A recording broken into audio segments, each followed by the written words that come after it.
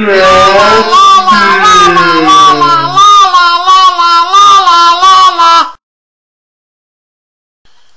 I did what I said I was going to do today, and because it's my birthday, I went to watch a couple movies at the movie theater, and I got the humongoid large cherry cola. I said to her, I will require a large cherry cola, and they said to me, $4.75, sir. The movie only cost $6.50. Of course, I saw two movies, so that was $13. But anyway, yeah,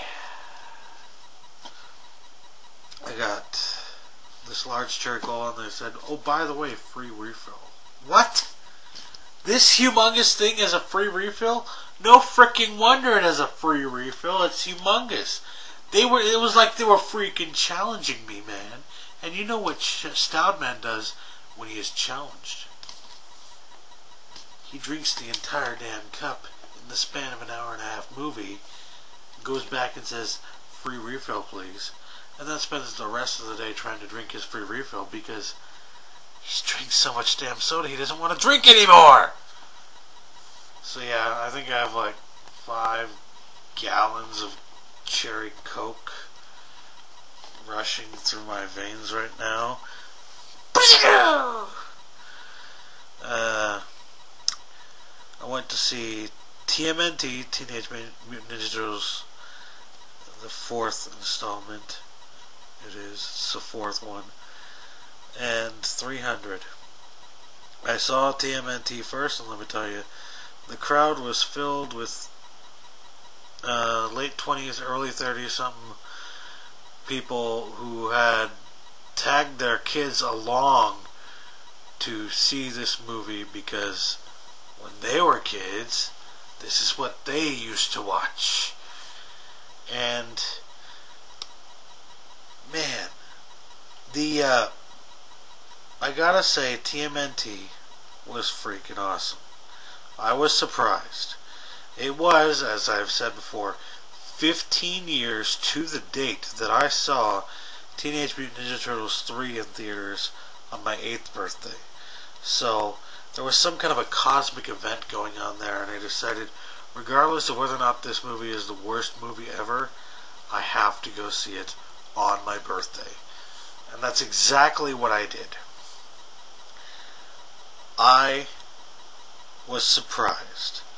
The movie starts out really corny because they kind of give an overview of the entire storyline, and it is the most outrageous, weird, crazy storyline you've ever heard. But then I saw that and I said, well, that's exactly what happened.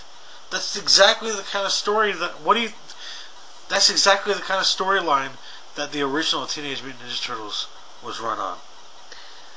Exactly the same. I mean, think about it. Do you think that Shredder was really an interesting character? And that, I mean, the story is about 4 mutated Teenage Mutant Ninja Turtles. Why not have an outrageously weird, crazy story to go along with it for the movies? Now I have to say, it almost seemed like they were pretending the 3rd movie never even happened in this one.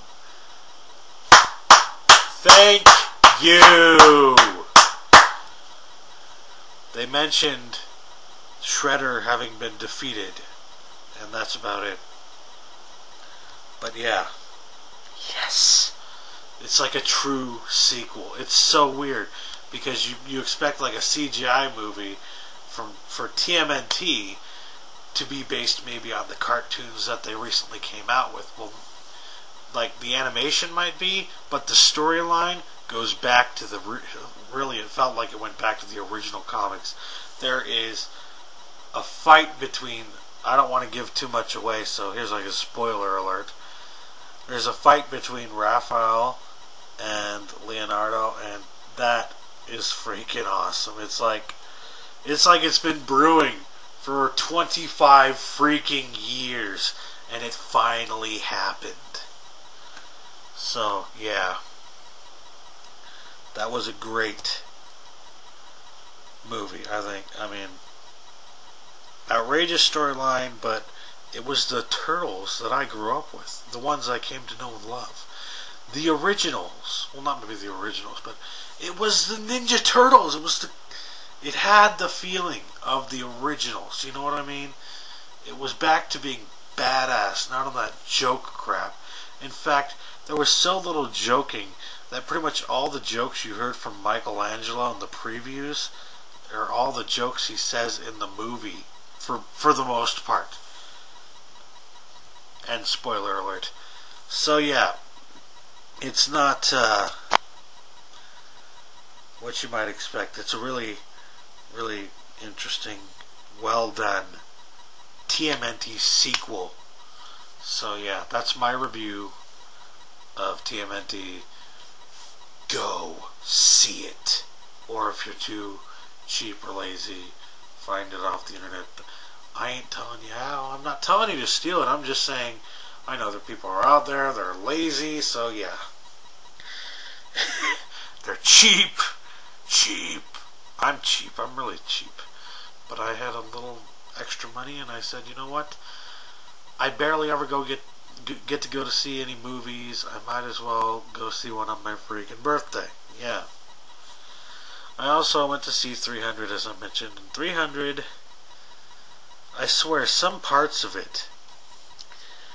Now, only a few people are going to get this reference, because only a few people have agreed with me on my opinion of this, but it seems to me that, I mean, real movie fans seem to understand this facet of certain movies. Alright. Go back to the second Matrix movie, if you will. You remember how it was kind of holier than thou? It was like the original movie was such a success that they tried and overdid it in the second movie. And the storyline, you know, it kind of veered off course a little bit in that movie. But most importantly, the scripting. Alright, the script of the movie in the second Matrix movie, and the things that they had the main characters saying were so corny. Alright, they weren't Empire Strikes Back. They weren't even A New Hope. They were freaking corny as hell. They were basically stealing from like Alfred Hitchcock movies and stuff like that, only doing it horribly badly. And that is why I really despised the second movie. I was like, how can anybody like this? There's a reason I didn't go to see it right away, and because I had a feeling that they were going to overdo it, and they did. Oh my god, that last scene with Neo and Trinity, where Neo saves Trinity. The scripting there is just so pathetic. I actually laughed in the theater when I heard them saying those words. I was just, oh my god, I have only seen this about 1 billion different times in 1 billion different movies, most of which were actually better than this one. Holy crap. You know, I felt like they totally ruined it. And I'm not going to go so far as to say that they did the same thing with 300, because they didn't. They did follow along the lines though. Bad scripting. Holy crap. Some of the scripting in 300 was more corny, and I am saying this from the bottom of my heart as somebody who's probably going to end up reviewing movies for a living. Alright? Some of the scripting in 300 was more corny than the Teenage Mutant Ninja Turtles movie that I had just seen. I was like baffled. I'm like, you know, this is a pretty good movie. This is a pretty good storyline.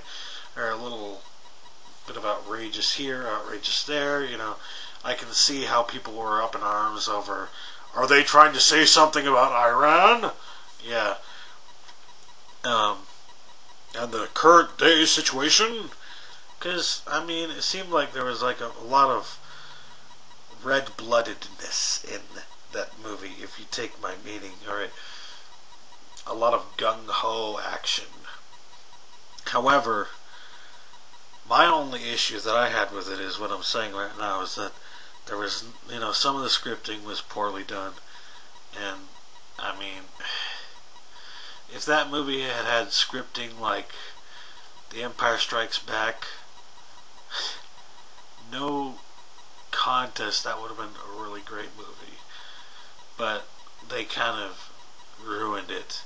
Not entirely, because it's still a good movie, but they totally messed up the scripting. And I hate that, because usually when they do that in movies, it's usually like a movie that was going to be really, really, really good.